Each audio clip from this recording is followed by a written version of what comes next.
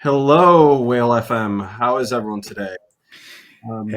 To welcome everyone to the inaugural edition of NFA, a new segment where we discuss different investing, quote unquote, aspects of the NFT space. As the name suggests, this is not financial advice. And again, I want to reiterate that this is not financial advice and that there is absolutely no substitute for doing your own research.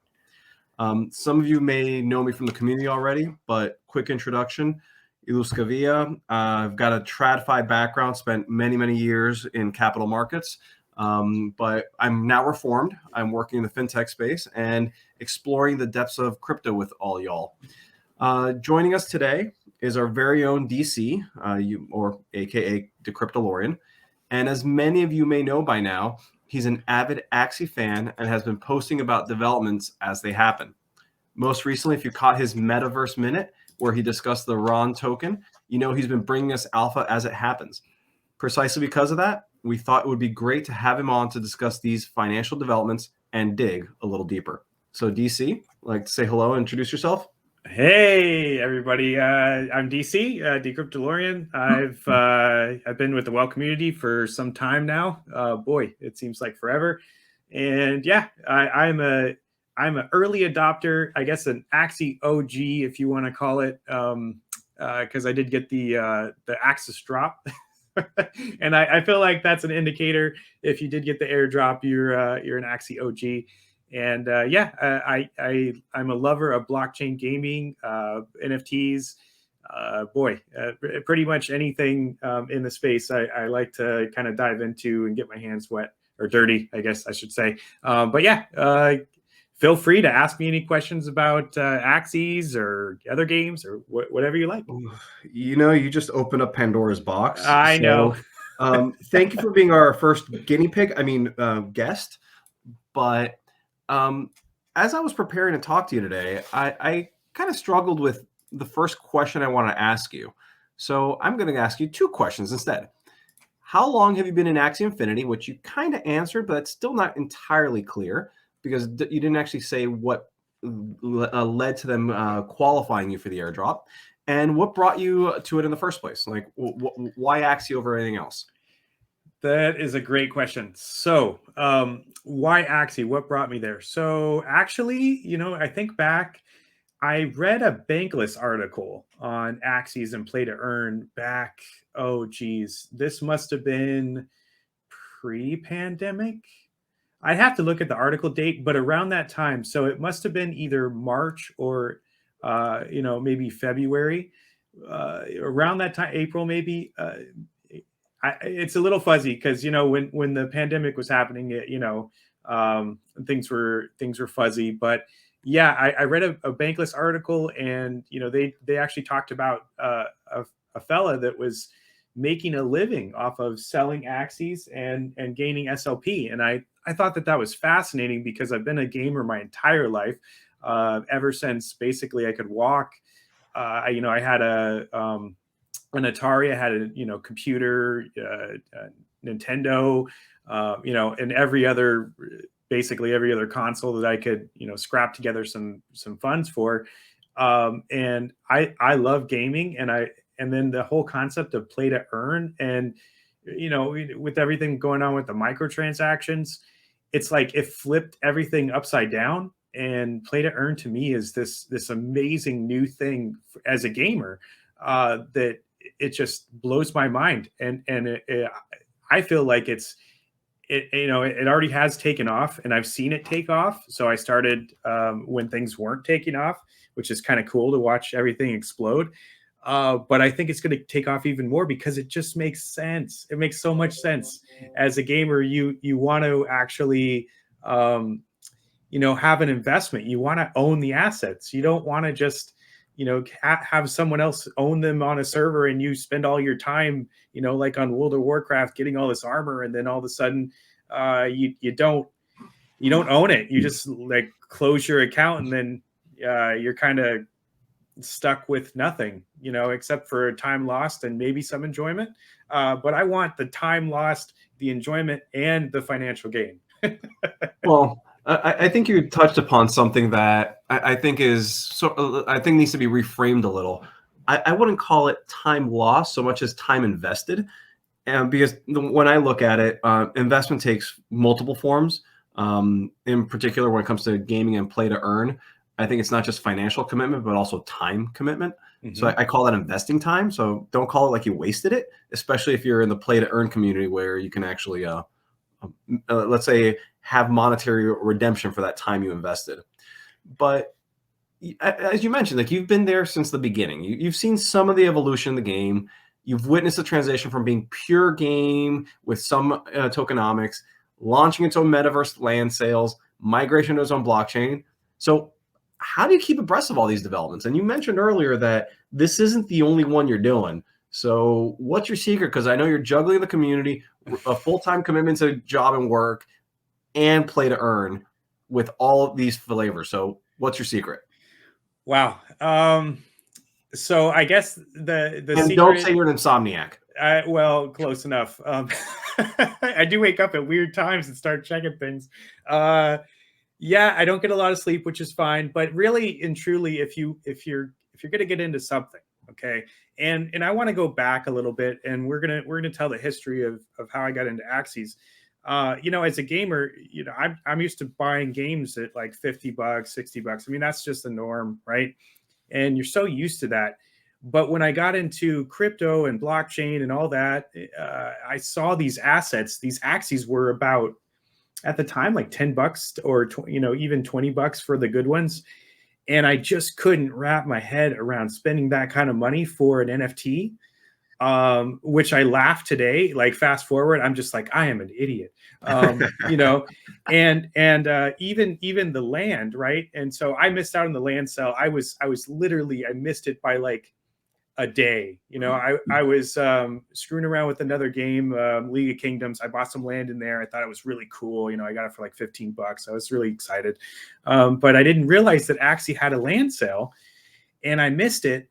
And then I just couldn't wrap my head around paying, $20 or $30 when I could have got it for, $10 or whatever it was at the time. And I just couldn't wrap my head around that. And even going forward, I saw the land prices increase over the past couple of years.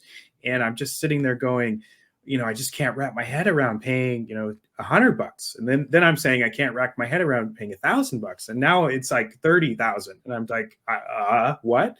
And so if I could have just, and that's really, how do you find these things, I guess, is the question. And really, it's just understanding the space. So if you know gaming, if you know the popularity of play to earn, you don't want to get into everything, right? Because it's got to be the right game. Because let's take, for instance, League of Kingdoms. I really thought the land sale, and I like the idea of mobile games, and it's very addicting. So I thought, okay, I'll try to get a piece of land there. Hey, the game's still going. People still play it a lot, but the play to earn aspect is very low. And, it takes a lot out of you, a lot of time sink for little reward. And then when you compare it to like Axies, Axies is just community driven. You really can't go wrong. I mean, it's like you want to make money breeding, you want to make money playing, you want to make money buying assets, reselling them. I mean, there's so many different things that you could do with Axies, and I think, and they continue to grow and innovate. And we're not even talking about their land game, really. We're just talking about their basic game, which has been literally the same game, just tweaked a little bit, with some patches to change up how PvP is over the past few years. But it's the game, and you want to get in early if you want to make something out of it, right? And you can't have that like old gamer mindset that I'm going to pay $60 for a game. That's it. If you want to invest, you have to go in the mindset, look, this is crypto. It's a little different. You have to change your mindset and say, okay, I need to actually invest whatever I feel comfortable with. And then you're going to see that payoff in the future, I think. Okay. Yeah, I know that was a long-winded answer, but that's how I look for new projects. I look for something that is going like Guild of Guardians, great example. I look for stuff like that. Let me get into the pre-sale. Let me find out what's going on. Voxies, I got in late and I bought pretty high, but I see the floor is very stable. I watched the floor for like 2 weeks before I bought one. Stuff like that, where I think that it's really going to take off is where, you want to look for those gems and then invest early, and then you're going to make it. Like Sandbox, I bought the freaking coin. Okay. So in that nice long-winded answer, the main point is you need to shift your mindset. Okay. Absolutely. That's fair, and I agree with you. But let's get into the heart of the discussion. Okay. So you said that you think that it has like potential, right? Right. But that really belies that you have an underlying framework. Like you have some sort of process you go through when you're evaluating this. So I guess let's couch it in the realm of Axie, because everyone should know what it is, or at least have heard of it. Mm-hmm. So how did you first evaluate that was a good investment, that of both time and money? Again, investment of time and money. And again, disclaimer, not financial advice. But for you, why was it how did you first evaluate that it was good for you? And maybe it helps give a quick primer of the mechanics for people who are not familiar with battling and breeding elements of the game. But still, what was that framework that you went through that maybe you've kind of extrapolated for when you evaluate other games, that you think it's that hidden gem? So what are you looking for? What's that framework for you? Yeah, absolutely. So I'm going to share my screen here. Yeah, go for it. Okay, so what we're looking at is the Axie marketplace. So like I said in the beginning, I started with an article reading about how some dude was living off of Axies. Obviously, I can't do that. I have a mortgage, I have a car payment, whatever. Well, you can move to the Philippines. I could try to move to the Philippines and I'd probably live like a king, and I'd be super happy, but I just can't. I got roots at the moment. So how do you make this work for yourself? So I thought it was just interesting that I could play a game and have fun, and I could also make money. And then the aspect of, so a lot of the games you see, okay, they have a token. That's fine. You get paid in the token, like Smooth Love Potion, you need for breeding. So there's got to be a mechanic. Okay. So when you're playing the game and you're winning battles and you're fighting other people, you gain SLP, you gain the Smooth Love Potion. Now SLP trades for, it fluctuates. So now it's like 50 cents or sorry, it's been up to 50 cents, I should say. And now it's down to like 6 cents because of sell pressure. We get into that later. But the thing is you're earning something, right? You're earning an asset, you're earning a token, and you could trade that token on Uniswap. You could trade it now in Ronin, which is even better, which we'll go over later. But the other aspect I'm looking for is what other stuff can you do? Okay. And with Axies, and you see this marketplace, it's just constantly moving like this. And this is a great indicator. You can sit at this marketplace and look at it all day long. And this is going to constantly shift of new listings. So there's activity.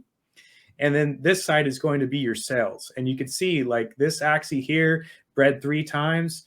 Going for $256, and then you could just, if you want to talk an ETH 0.05, but it's basically, you want to look for activity in the project. You want to look for other ways to make an income.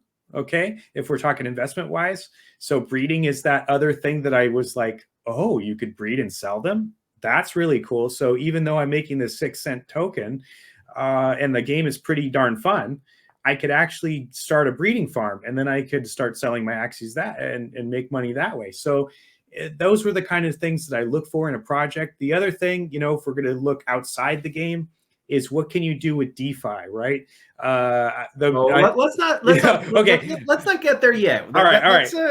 That's a newer innovation that got me quite excited. But so just to kind of summarize this right now, what you're really looking for is the utility of the tokens you're earning in the game and what you can do with it. The utility of the tokens, and I would say the utility of the NFTs themselves. Okay. But as you mentioned right now, Axies, you can watch it. The marketplace is lit up. It's constantly shifting and evolving. But how do you evaluate that for a new game that's pre-launch or that's just launching? Because you don't have that adoption. You don't have that robust marketplace. And oftentimes the tokenomics and the utility isn't fully fleshed out yet. Yes. So when I look into a new game, So there's got to be a few things, and some of it is a little bit whimsical. So we'll go into that. But as an analyst, that's what I do for work. So I analyze the white paper first. So I got to see what's going on, what the roadmap is. I got to look at the team. I got to evaluate the team. So once I do my basic research, I have the little check boxes. Then I look at what could drive the people to play it. So a good example is Voxies. Okay, so Voxies, cool game. If you ever played Final Fantasy Tactics, one of the most popular Final Fantasy games ever, aside from 7 and my favorite 5 or 6. But we want to get into that. So Tactics is great. Everyone really likes it. But Voxies itself, what's the utility of the token? So there's only 10,000 Voxies. And if you own one of those 10,000, you'll be able to summon or recruit other Voxies, which is similar to breeding. But if you don't, and they're going to have a free-to-play game, if you don't own one of the 10,000, you cannot recruit. So I'm thinking, okay, if I get this Voxie, I'm going to be able to recruit more. I could sell them on OpenSea, the recruits. I could trade with my friends and get, different ones, etc. And I can do new teams, or I could do scholarships in the future. And, that's a big popular thing with Axies. And that's the kind of thing. Plus, they're going to have a token. And if the more you hold for Voxies, the more tokens you're going to get airdropped when the game releases. So that's the kind of thing, the example of like getting in early, so that's the kind of stuff I look for with a new game. Okay, that's fair. So okay. So why are you so in love with Axie instead of another play to earn game? I mean, like just like you said that you're excited about this other one with the Voxies, but it still seems like you're really like a really big proponent of Axies. So why Axies over Voxies? Like, I'm trying to understand exactly how you make that determination when you actually have what seems to be a game that has similar mechanics that might allow you to get in earlier versus one that's already established, has some good developments, and already is arguably saturated. I mean, whether it is or not is neither here nor there. Right. But how do you evaluate between the two? Because I mean, if you're the way you're describing Voxies, I'm sitting there like starting to get FOMO that I want to kind of get in there while it's still like if there's opportunity to try and get there before it gets massive adoption, or if I sit there trying to find the next new one. So why this one? Why are you still so in love with Axies? Why am I still in love with Axies? Because Axies isn't done, right? I think the life cycle of Axies can go on for a really long time. And I'm going to be brave, okay, and say that Sky Mavis is what Blizzard was before Diablo, right when Diablo was released, okay? They're structured right. They have their own blockchain now. They have it's still centralized, going to be decentralized soon, which is why Ron exists, etc. But they're doing things way ahead of everyone else. And I do think that because they're structuring themselves this way as being this in front of the pack, that other games and game companies are going to actually come to the Ronin blockchain. So do I think Axies as a game is up to par with everything else? I think, honestly, I love Axies. I like playing it myself. So I love the competition. I love the PvP aspect of it. I do not like adventure mode. I'm just going to be honest. I think it's repetitious and boring. But the PvP aspect and the esports aspect is really cool. But I do think the land game is what's going to really push this even further. So I still think you're early. And I think I'm right. Because if you see, I mean, just looking at this marketplace that just keeps fluctuating here, look at the total sales in 24 hours. I mean, 77,000 Axies are being sold. Look at the total listed versus the total sold. I mean, it's just ridiculous. And the volume is it's been high. You could look back 30 days.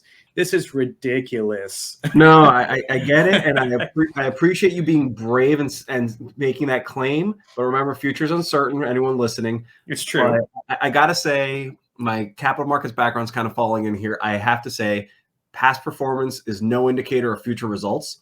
Yep. So keep that in mind. I mean, yeah, it's been very successful right now. They've been innovating, but it just takes one misstep and it could kind of, in a highly competitive environment, it could be dangerous. So I Well, just want to temper the optimism because, again, not financial advice and everyone needs to do their own research, but as long as you're comfortable with it.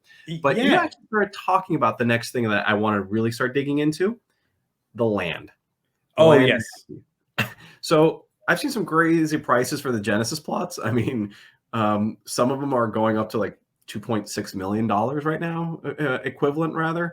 They're what was it? What was the price I saw? One of them's listed for 560 ETH. And that's the cheap one, and the expensive one is 10,700 ETH at a cool $5.7 million equivalent.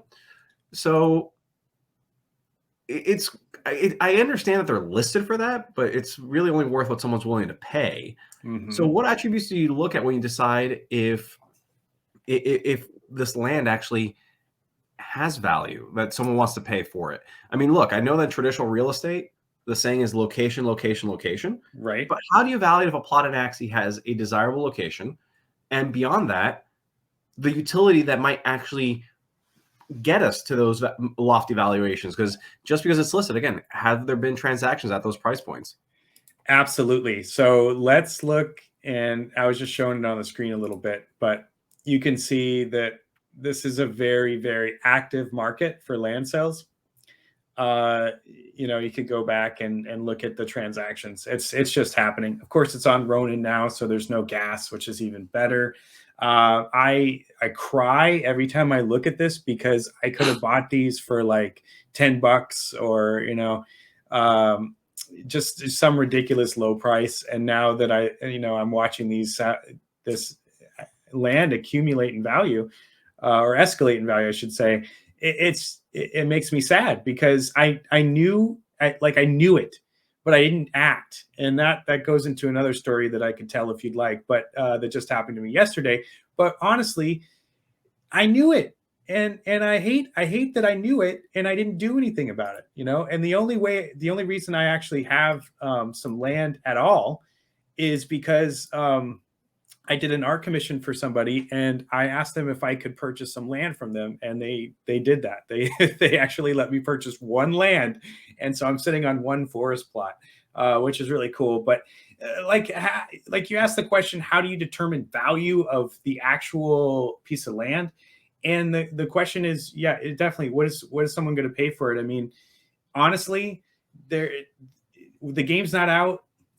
There's a map that you can see that shows all the land and where your land's located. So you could kind of get an idea of where, if you're closer to savanna as a forest, you might be a lower cost. That's what you're seeing right here.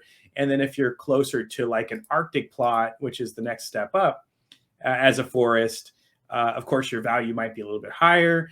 And then as a forest, or an Arctic, I should say, if you're closer to the Genesis, of course, the price goes up. But it's all speculative. There is literally no evidence that those plots are going to be worth more aside from where they're located. And the location comes in, like you said. But honestly, it's just what people will pay for it because they're really excited about this land game. And I played the demo and it was okay. I'm not going to say it's great. It was okay, but I saw the potential. That's all I'm going to say about. I don't think it's great, but I saw the potential because it can be great. It can be. Okay, so it has the potential to be great. Mm-hmm. Location's important, but is there any utility behind them? So they've been vague about the utility, to be honest, and I think what they've said, because you could take your Axies and you could battle other Axies. It's like Pokemon when you're walking around, except like an MMO type thing. You run into a friend and you could battle Axies, the 3 that you would do on the normal battle game. And then you can fight monsters, as you walk around. So it was kind of cool in that respect. But again, the gameplay was very limited for the alpha that I saw or demo, but is the utility there? They said something about, when you're doing something on your land, you're earning something. Like people are doing stuff on your land, you're earning passive income. So that's been the vague answer that they've had. that I've seen, and that's why people are speculating so much. Is like, of course, they want more land because they're going to get more passive income, and that's really what the kind of the driver. But again, aside from like putting items, and that's another area that you could look into is like items. This is kind of stuff that you're going to be able to place on your land. And aside from decoration, I haven't seen really anything that you could do with the land game yet that I'm like, oh my God, this is a huge game changer. But I think that the fact that you have the Axies and then you're adding land game to it, it just becomes a better game. And I think that is driving the whole economy, even though it's been years since they announced the land game. Fair enough. So it seems a little bit like a leap and a prayer, even though it seems that there's some grand master plan of stitching these together. But when you compare this to other metaverses, how do you think they stack up? Like, if we were to compare them, how would you assess them?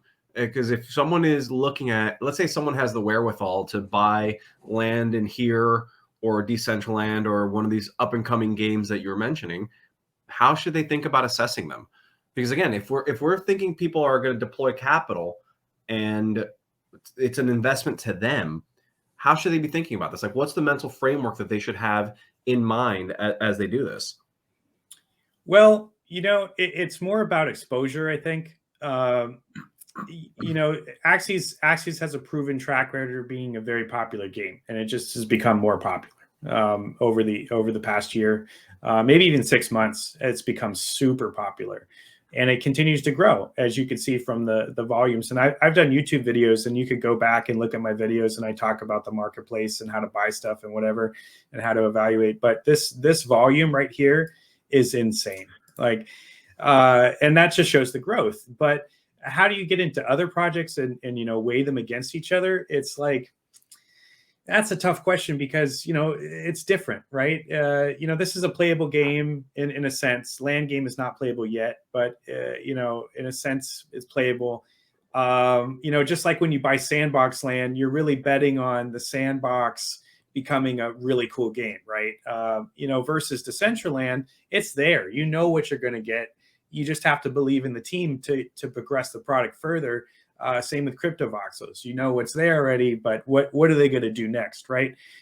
So those two games are out versus Sandbox that is speculative, and now they're in alpha, which is great as of yesterday or whatever it was. But yeah, Monday, I think it was Monday. But it's like, man, Sandbox looks really cool. Like, you have that, and this is the whimsical part. You got to have that kind of like, I think this is going to work, and that, I know that's like weird in investment world, but sometimes you got to have that. You got to have that like view. And I'm going to tell you the story, and that kind of corresponds. So I saw a post from Maddie, a DCL blogger, yesterday before I did the gallery go live for Giant Swan, and he was talking about World Wide Web. This was about like an hour and a half before the show, and I was fixing some stuff in the gallery, and then I saw that post. I said, what the heck is World Wide Web? And I went in and I looked at it, and I jumped in the game for a few minutes, and I walked around and I said, you know what? This is the kind of game that people are going to go nuts over. And I don't even know why. It's a feeling, because it feels like, what was that, RuneScape, but kind of like this metaversey feel. And, it's got a cool, like 2D, aesthetic.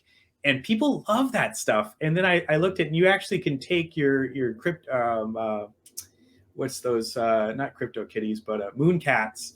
And you could actually have them walk around with you. They got the integration where you can just, put your wallet in, and your moon cat can walk around with you. Yeah. And stuff like that, people freaking eat up like crazy. And so I went on and I saw that they had their land sale already. I missed out on that.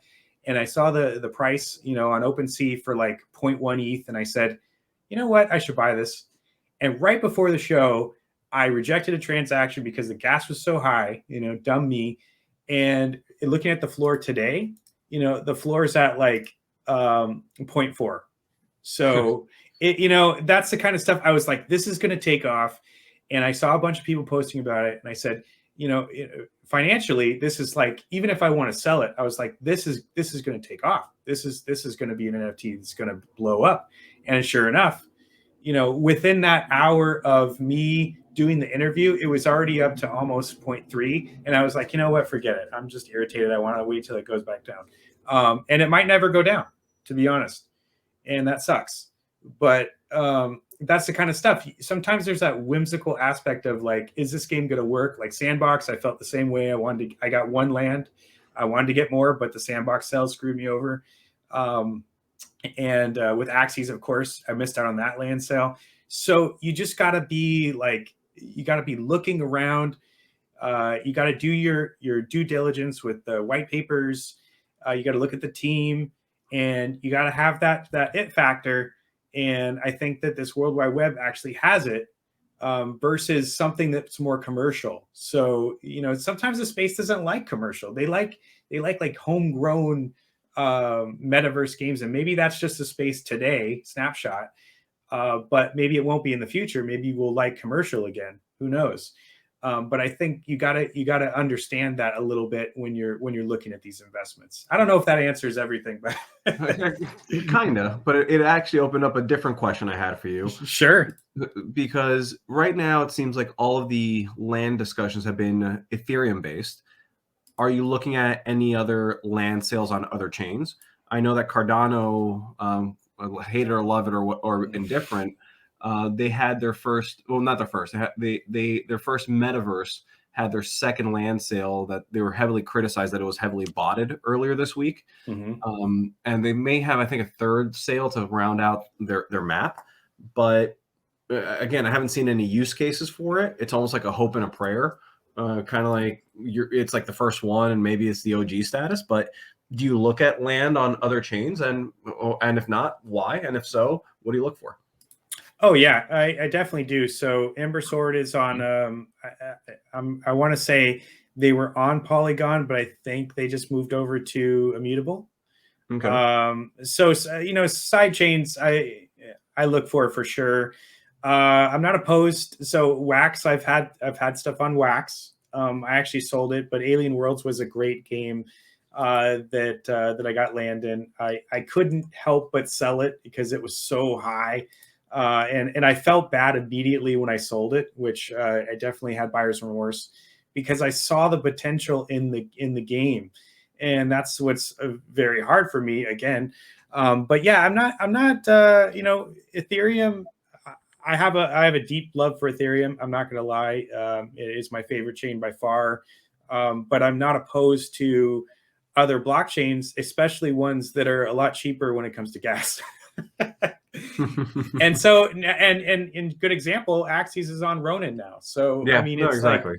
Like, they migrated, which I thought was fantastic. I mean, I paid the fees, which sucked, but Ronin is so nice. I mean, I'm not, there are problems, with it. It gets slow at times because there's so many people using it, but Ronin's nice, man. And as long as the game looks good and it could, be something good instead of a cash grab, yeah, I'll definitely look at it. I'm not opposed to doing my research on it at all. So you just opened up the door again, and now I'm going to walk through it about moving to the Ronin chain.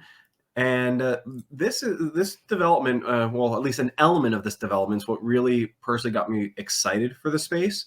And that's that DeFi has come to Axes. Mm-hmm. And again, I got to reiterate again, this is not financial advice, and you got to do your own research. But this got me excited because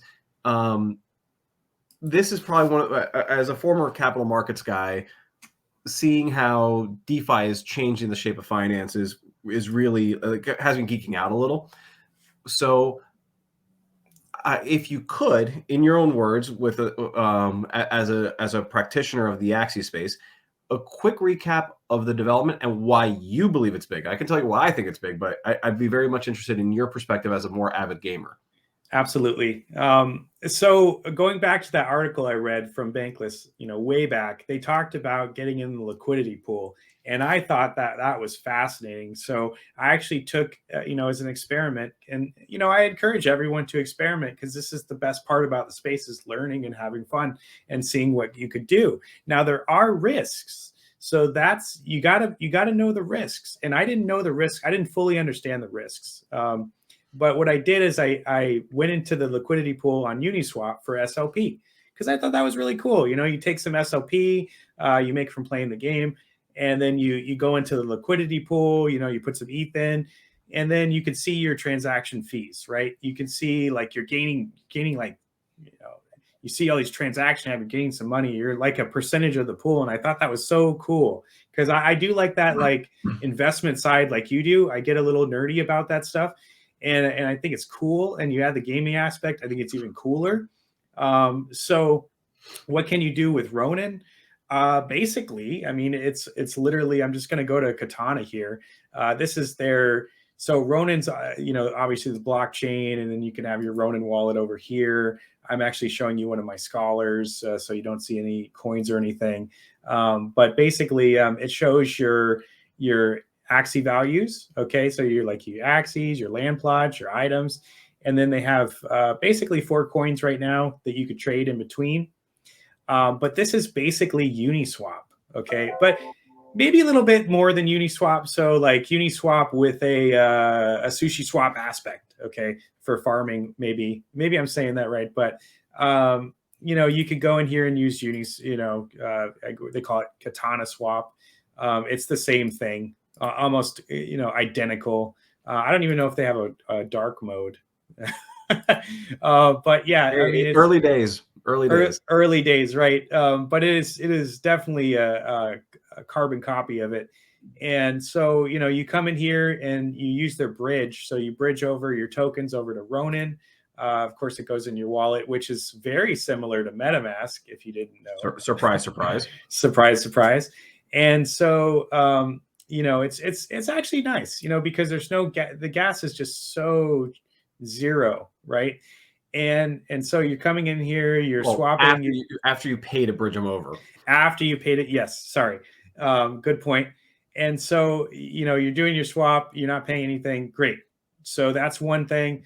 Your pools, okay. So it's basically your Uniswap. You take your tokens, SLP or ETH, wrapped ETH, or you do your Axis and wrapped ETH, and you could get yourself in a liquidity pool. Okay. And just to give a quick explanation of people that are not as familiar with it, by depositing your money into the liquidity pool, it's what facilitates the swaps for other people. And every time that there's a transaction, you know, you get a piece of the transaction fee associated with that. Absolutely. And so the danger of this, which I didn't really understand until B20, you know, so I actually was in a pool and I was staking, etc. And I saw B20 going crazy. And I said, geez, you know, I actually want to cash out some of my B20. So then when I took it out of the pool, because I was just gaining passive B20 and I thought that was neat, I took it out of the pool. And at the time, you know, let's say I bought 1,000 B20 for like, you know, 3 cents or whatever it was. And then I'm down, when I want to take it out, I'm down to like 500. And I'm like, wait a minute, I got more ETH. That's great. I love ETH. But B20 is like $20, $30 now. And, you know, I only have half of it. So you're describing permanent loss. You want to explain those mechanics to the users?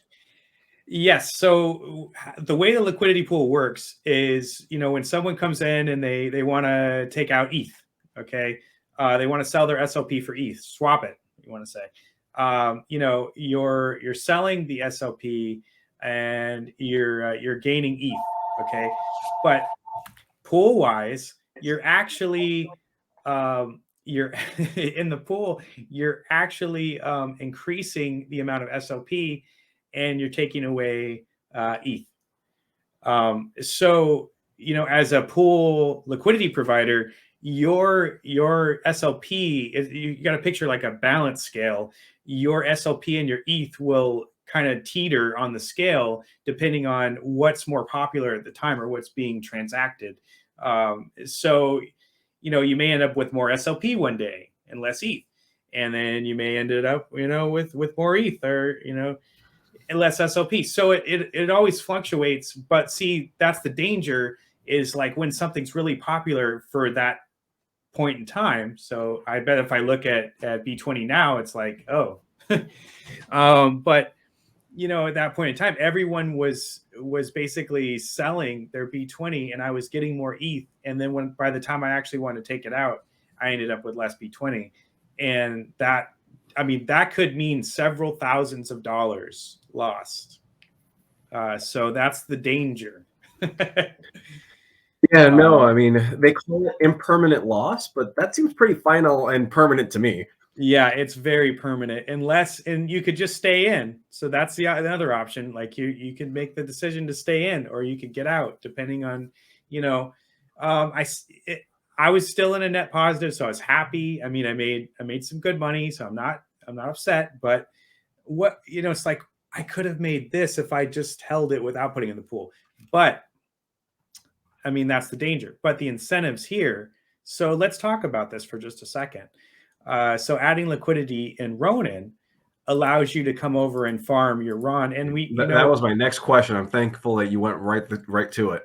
Absolutely. So basically, when you put your liquidity, so if you want a visual, you come in here and you add your 1 ETH and you get, you do the equivalent value of SLP, you put it in the pool, you get pool tokens representing this value. Okay.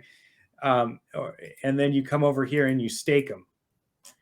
So you take your pool tokens and pop them into this. And unfortunately, it doesn't tell you an APR yet on RON. It just tells you a daily reward. But I'd have to run the numbers, and maybe I'll do that later on. But yeah, I mean, it's a pretty good value, even with the low amount. I mean, if you take like $500, you may see like, I don't know. It's really rough to give you that percentage, but you're going to see a few RON in a week or so, I'd say. Yeah, no. So that actually gets to a question that I had. Since you can stake either AXS or SLP, how do you and you don't actually see which has the more favorable APR? How do you determine which one you want to stake? Well, so the way I look at it is AXS you have to buy from unless you were dropped. So again, there was like an OG drop if you had bred Axies or played the game, etc. Yes, you got it. I got it. I'm happy. But yeah, I mean, you have to buy AXS from the open market. And is AXS valuable? The answer is yes. And you can see the analytics. I mean, this token has gone up in value quite a bit. It is the governance token. Yep. And it's trading at 138 right now, whereas SLP is obviously going down, and there's a reason why, and it's a very long discussion. Since we did get a question from Simple Pixel Life about why it's been dropping, can you shed some light on it for him? Yeah, absolutely. I mean, it's a longer discussion, but from a high level, it's basically the sell pressure is so high because there's so many people playing and selling SLP to make a living. So the sell pressure is high. Now, what I think they need to do to fix this, and they tried. So you need SLP to breed, and there a certain amount, and like the first breed is a set amount, and then the second breed increases from there, third breed increases from there. So SLP is an asset that you need to use to actually make Axies, and it is worth breeding over selling because the value of Axies is pretty good. So, there's always a buy pressure there, but the sell pressure is not there's no equivalent. I mean, it's not balanced. The sell pressure is way too high because you just have all these people from the Philippines, from different countries that have jumped on board, and they're continually onboarding new countries because they're actually making a living off this stuff. And so you just don't have enough people that want to buy. So the only way they fix this, in my eyes, is they add more utility to Smooth Love Potion, whether it be other games or something else in Axies where you can use a Love Potion to make people want to buy it more, because you can't keep up. Or the other phase of this is to make it easier for someone from the Philippines who are just scholars to go in and get their Axies and start breeding them themselves and want to actually purchase Love Potions. So there's a few ways to solve this issue, but it just comes down to the sell pressure. I actually think that the staking with the LP staking here with the RON farming might actually do that, because if they actually give a higher yield, the higher APR to the SLP one, it would incentivize people to buy SLP to deposit into the pool. Absolutely. And I think that that's why the price is actually where it is today. I know it sometimes fluctuates with ETH a little bit, but I really do think that because of the RON, and I do agree with you, if they incentivized more for SLP, that would be even more amazing. But I think that that's the reason why it's as stable as it is, because I've watched it the past, like 6 months. And going back a few weeks ago, it's teetered from 7 cents to 5 cents, and back and forth and back and forth. And I think that the reason why it's staying at that value is actually the staking, which I'm doing myself. And a lot of people are, because they really see the potential of RON. Okay. But yeah. So, all right, I know we're coming up on time. We are. And I'm going to ask my last question for you. Sure. So you said that you're staking it already. Do you think at all about opportunity costs? So that's the term in TradFi for the cost of missing opportunities because you quote unquote invested in one asset over another. So if you're looking at this staking pool, why would you deploy your capital here instead of in another staking pool somewhere else, or into another investment elsewhere?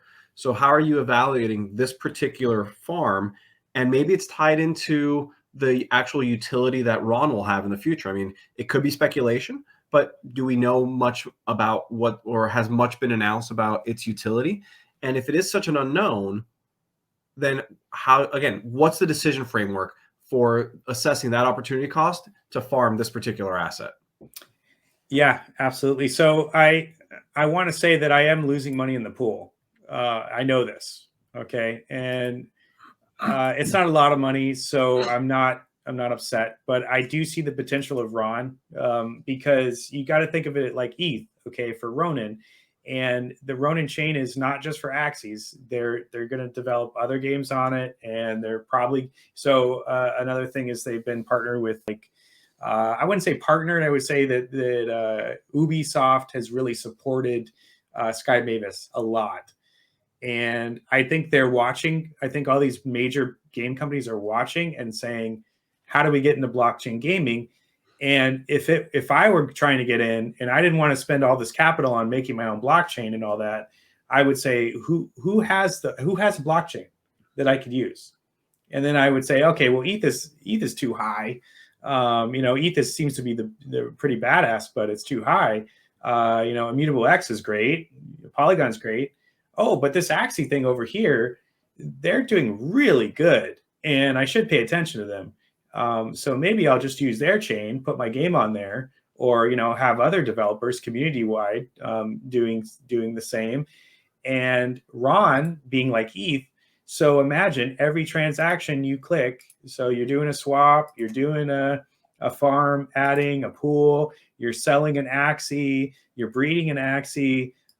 You're doing all this stuff, staking Axis, something that we didn't talk about. But anything you're doing on Ronin, you're paying a gas fee, and RON is that token. So imagine when it actually becomes, you're getting like 100 free transactions a day. Imagine when that goes away and you're using RON all the time. So I want as much RON as I could possibly have, because, and this is again that idea of being early of something like Axis. I bought Axis at 3 cents, man. And then I bought Axis at 30 cents when it first came out. And I was early. And then look, hey, we're at 140. So that worked out well for you. It worked out well. And I'm not trying to brag. I'm just saying that it's part of the whole game. You just got to know when to get in early. And when I saw this idea of staking RON, even though I know I'm losing a little bit of money here, on the pool, because SLP and ETH is like, it's just destroying. I'm not, it's not too bad, but I'm losing ETH, and I don't want to lose ETH, but I'm like, getting the RON is worth it in the long run. So that's how I look at it. But I do actually stake this Axis, which has the nice, APR here. And this is fantastic, by the way.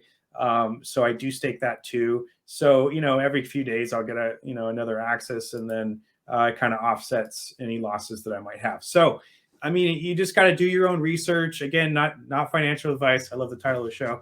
But it's really that kind of thought you have to put into these things before you, you pull the trigger. So to summarize it, your framework here was really to take a directional view on the platform and ecosystem as a whole, and you assessed whether or not it has long-term potential beyond being an isolated flash in the pan. Absolutely, and I do. I believe in this project, and I believe that it will go much further than we see it today. And it could tank, but it's just there's so many things telling me it's not going to. I mean, it's right in front of your eyes. Well, thank you for sharing your knowledge and expertise today. From my takeaway for the audience was this is a new realm, and it requires us to shift our mindset. You've got to do your basic research. As I mentioned a few times, no substitute for doing your own research, but the research is important. But beyond that, it's taking a view of whether the ecosystem has longevity or not and taking a stance and using that as your guidepost. Would that be accurate? Yeah, 100%. And I must say thank you for having me on, and also fantastic questions. Well, you're too kind. You're too kind. But that's it for us today, guys. For anyone listening, hope you learned something, and you can just find us in the Discord. Absolutely. All right. See you guys. See ya.